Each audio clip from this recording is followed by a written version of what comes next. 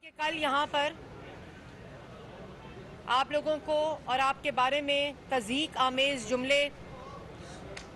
سابقہ وزیر اطلاعات سے نے کہے، میں اس کی بھی شدید مذمت کرتی ہوں۔ کرائے کے ترجمان، کرائے کی پارٹی، کرائے کا اقتدار لے کر آنے والے اگر دوسروں پر انگلی اٹھاتے ہیں تو ان کو پتہ ہونا چاہیے فواد چودھری صاحب کو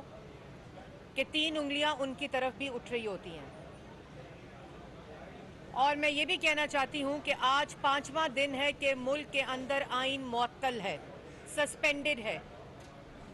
ایک آئین شکن نے اپنی ضد اور تکبر کی خاطر پورے ملک کو، 22 کروڑ عوام کو، پاکستان کے آئین کو، پارلیمان کو، وفاق کی اکائیوں کو یرغمال بنایا ہوا ہے۔ ایک آئین شکن جو جمہوریت کا لباس پہن کر آمرانہ اقدامات کر رہا ہے، کیونکہ وہ فاشسٹ ہے، اس کی ذہنیت آمرانہ ہے۔ پاکستان کی ملکی تاریخ میں کسی ڈکٹیٹر نے یہ کام نہیں کیا جس انداز سے، جس بھونڈے انداز سے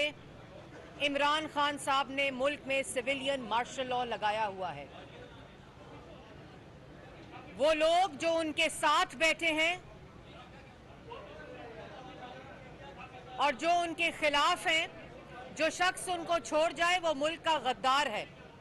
اور اتنا خطرناک کھیل کھیلا ملک کے آئین کے ساتھ، اتنا بڑا کھلواڑ کیا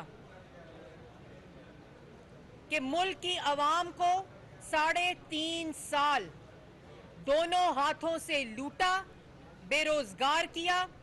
غریب کیا، بھوکا کیا، مفلس کیا، اور آج